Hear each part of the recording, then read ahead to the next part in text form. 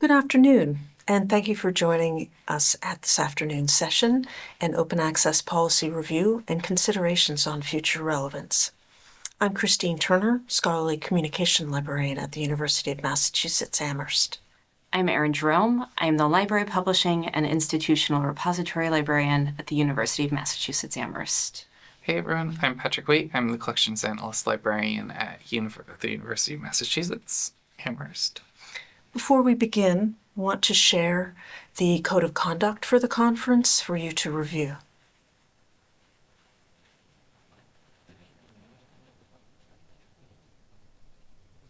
So, hello and welcome.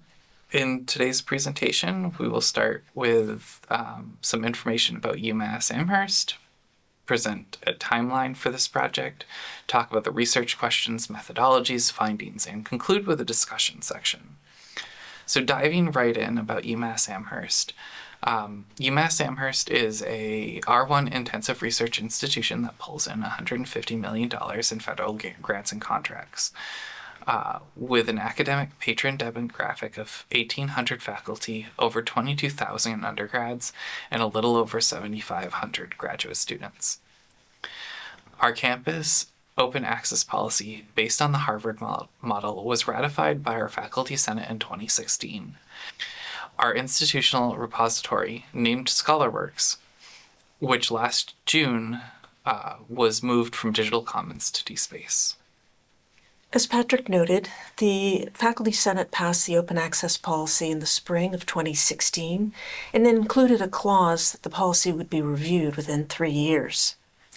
The libraries were designated as the administrator of the policy by the provost by virtue of our role as managers of the institutional repository and its role in effectuating the policy. The policy was not reviewed in 2019. Between 2019 and 2023, there were extensive library staffing and library and campus leadership changes, as well as the pandemic, which contributed to the delay. In 2023, we started planning for what became a 2+ year project. I, the Scholarly Communication Librarian, designed the review process, including the 3 component parts that we'll talk about today. In spring of 2024, the review proposal was shared and approved by library leadership, as well as the Faculty Senate Research Library Council. Following that, through the spring and summer of 2024, I collaborated with the Assessment and Planning Librarian and the Office of Assessment, Survey, and Effectiveness Research to develop the survey and its distribution plan. In October, I presented to the Faculty Senate on the whole open access policy review process and introduced the survey, which was initially distributed during Open Access Week last year, 2024. The survey was open for 3 weeks with weekly reminders to faculty to respond to it. In the winter of 2025, the Scholarly Communication Librarian, myself, and the Assessment and Planning Librarian conducted 4 focus groups in late January and early February with survey respondents who volunteered to participate in the focus groups. In the summer, sort of concurrently to the survey and the focus groups through summer 2024 through the winter of 2025, there was parallel work going on to collect the institutional output, develop our methodology, conduct the data collection, process the data, and compare it with the institutional repository holdings.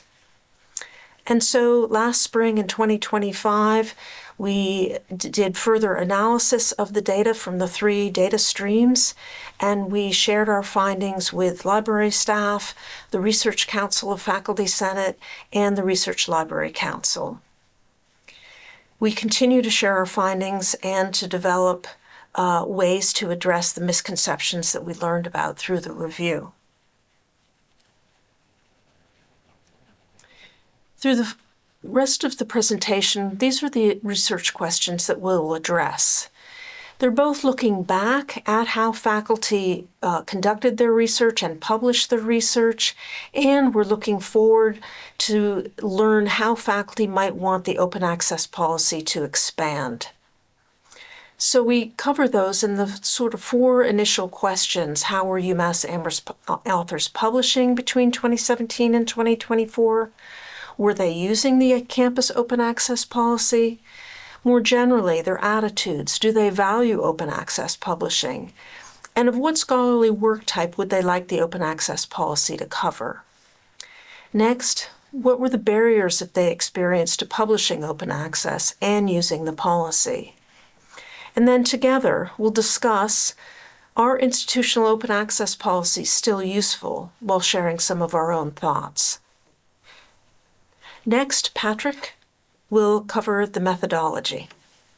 So for this project, for methodology, we have 3 primary data streams that we base this project on. Our first data stream is the institutional output analysis. The objective for data collection was to pull the widest swath of data related to articles, book chapters, and conference papers authored in whole or in part by University of Massachusetts Amherst affiliated scholar. For data acquisition, we sourced our data from OpenAlex, Scopus, and the Lens. We then merged these data sets by DOI number, and we cleaned them up by deduplicating records and normalizing publisher information. From there, we extracted out the author, publication title, article title, DOI, publication type, publisher, date of publication, if the record was open access or not, and if the color designation existed, what that was. From there, we took our institutional repository comparator data set, which we conveniently already had on file due to the system migration from Digital Commons to DSpace in June of 2024. From there, we took both data sets and initially compared them by DOI, and secondly compared them by hand-checking titles for non-matches on DOIs between the institutional output dataset and the institutional repository compared dataset. Our second data stream for this project was the faculty survey. This survey was both qualitative and quantitative. We asked for a little demographic data, including the employment pre or post 2016 as it relates to the ratification date for the open access policy, gender identity, role, rank, and school and college. We received 246 responses, marking about 14% of the potential faculty population on campus. The second data stream for this project was the faculty survey. This survey was both qualitative and quantitative. We asked for a little demographic data, including employment pre or post 2016 as it relates to the ratification of the open access policy, gender identity, role and rank, and school and college.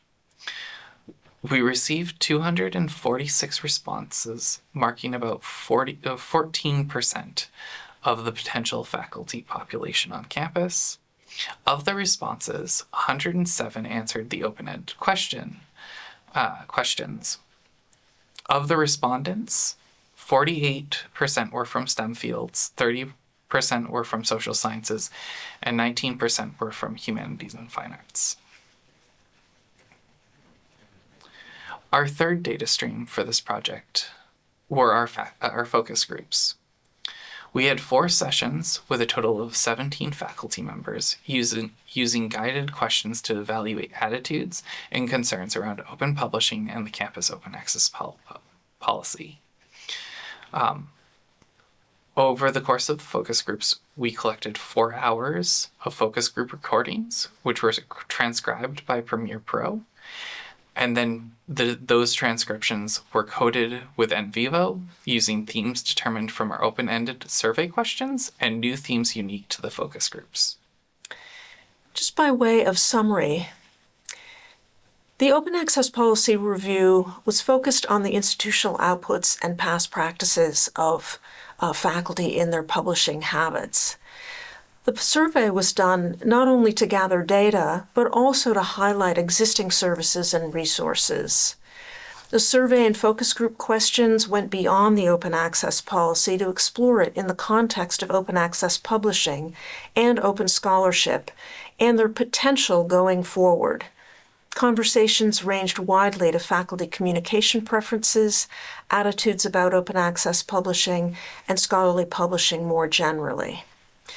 Here, we try to focus on the UMass Amherst author publications in the open access policy, while also acknowledging the wider context in which faculty responded to our questions.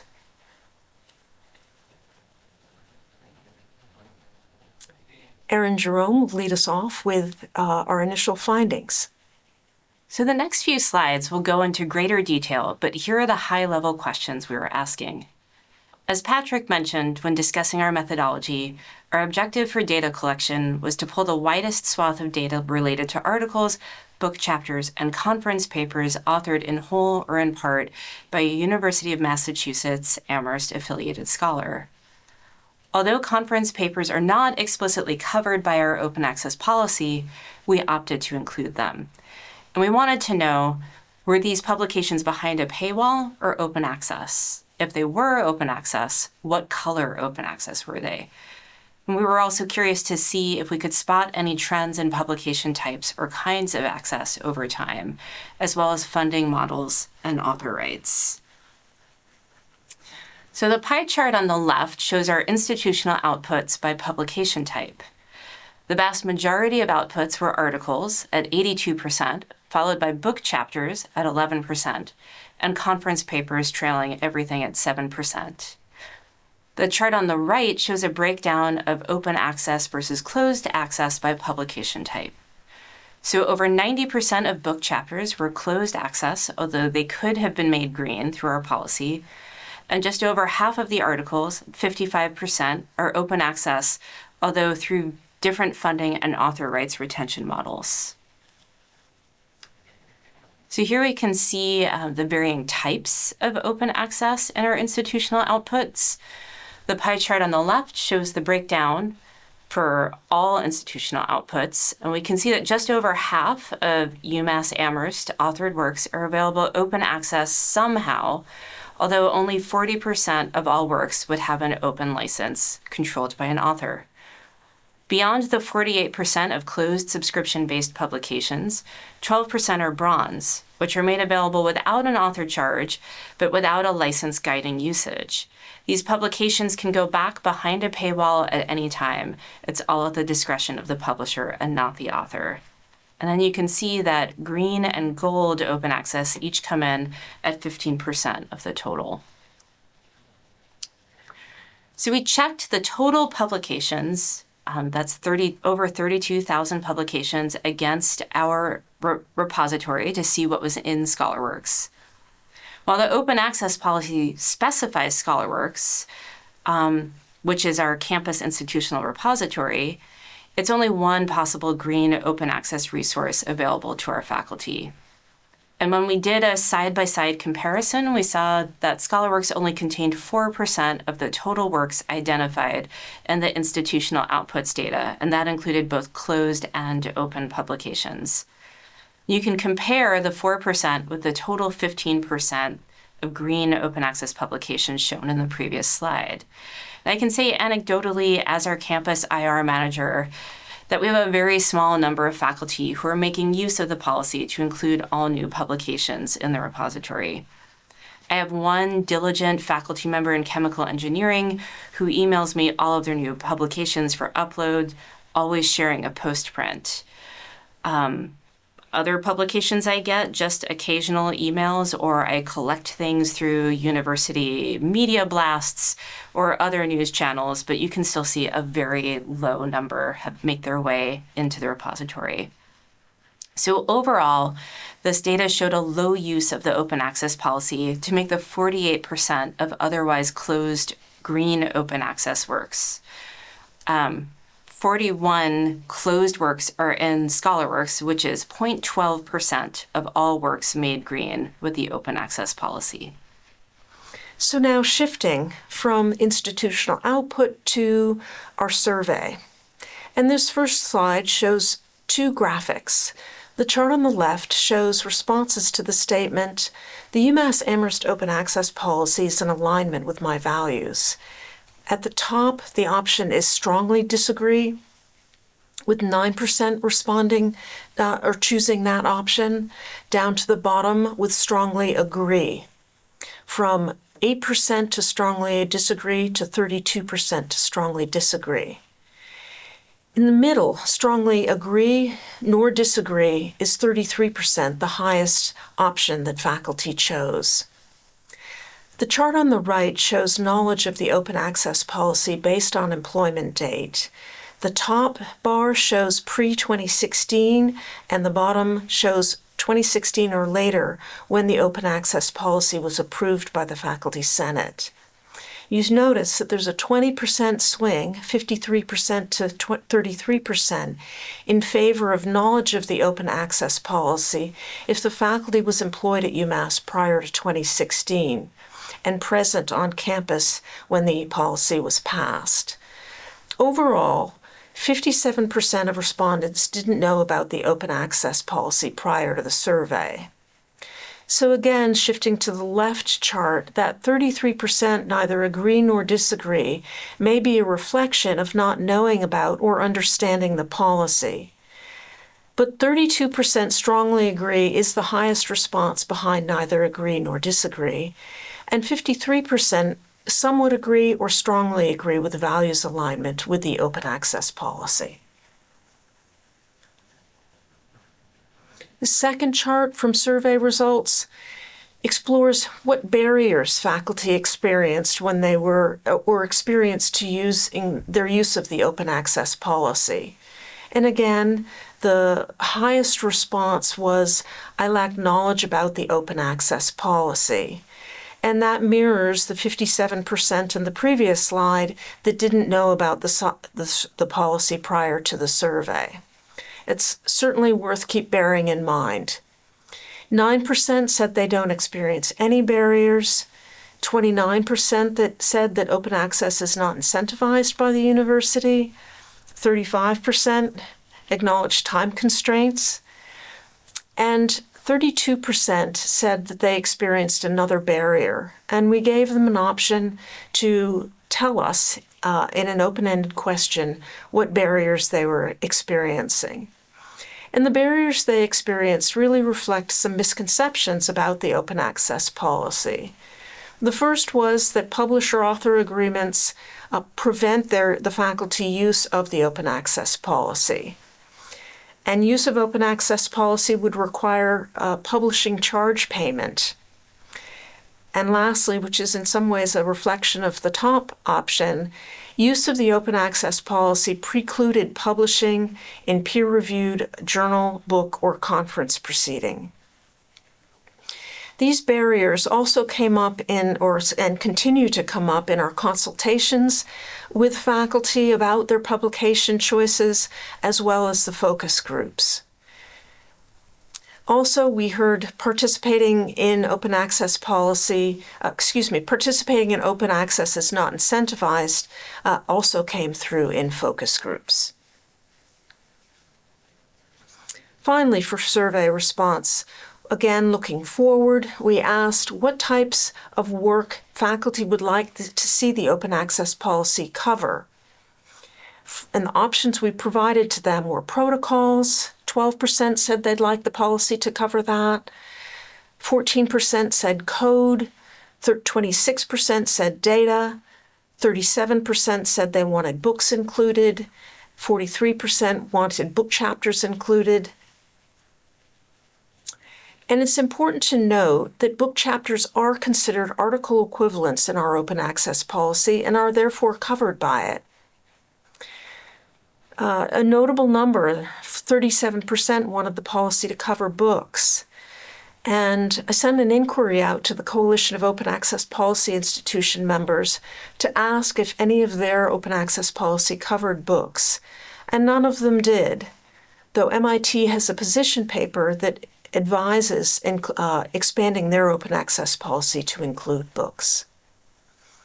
It's also notable that at the end of this year, those who receive federal grants will be required to share their data publicly by virtue of the Nelson Memo. And more open access policies and federal funder mandates are working together.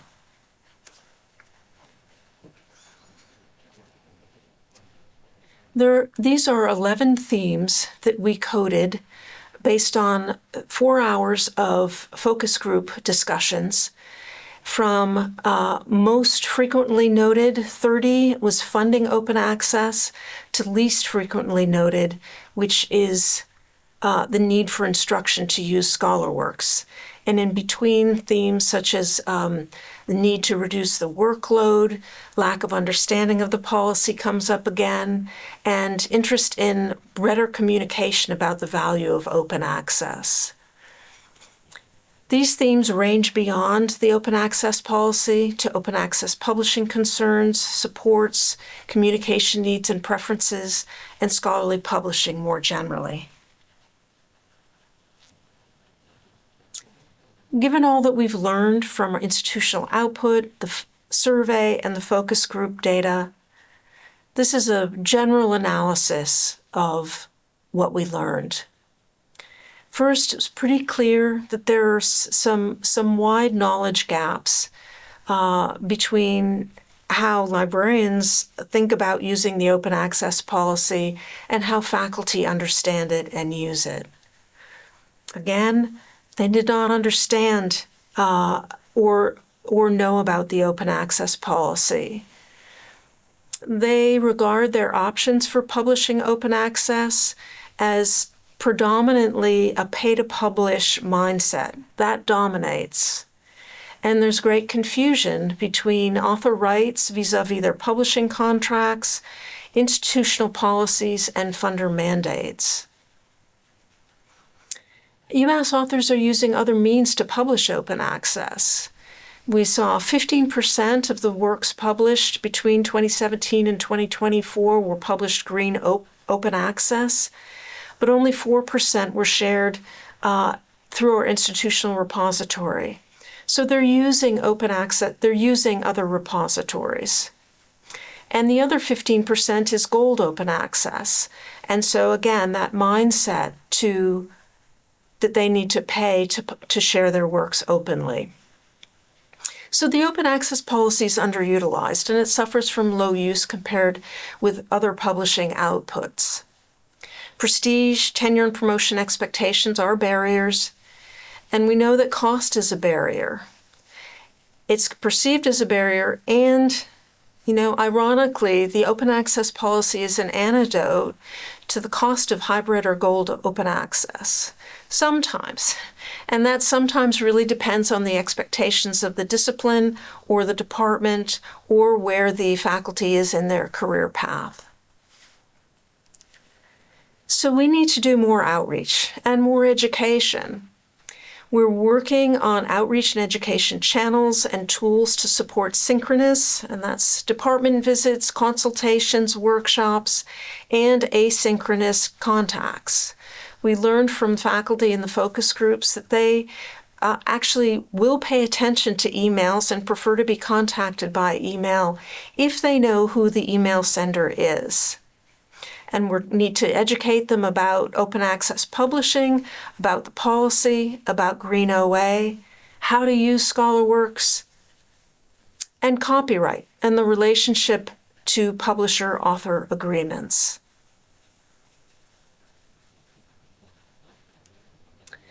You can find these slides, our survey and focus group questions, our institutional output and institutional repository overlap methodology at a collection, the URL here, and we'll put it in chat, in our institutional repository, the Open Access Policy Review collection.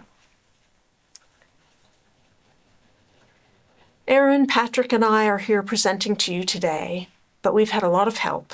And so we want to give special thanks to Sarah Fitzgerald, the Assessment and Planning Librarian, and Jennifer Chaput, the Data Services Coordinator, who made invaluable contributions to this research. And to Kobe Leff, Animation Specialist for Production Support, who guided us through production of this presentation recording. So as we close, we want to talk about, in discussion, about our findings, and we also want to look forward and hear your thoughts about this prompt. With rapidly shifting funder publication mandates, publisher policies and pricing schemes, and infrastructure investments, institutional open access policies and repositories have a more important role than ever in data and knowledge preservation and sharing. Why or why not?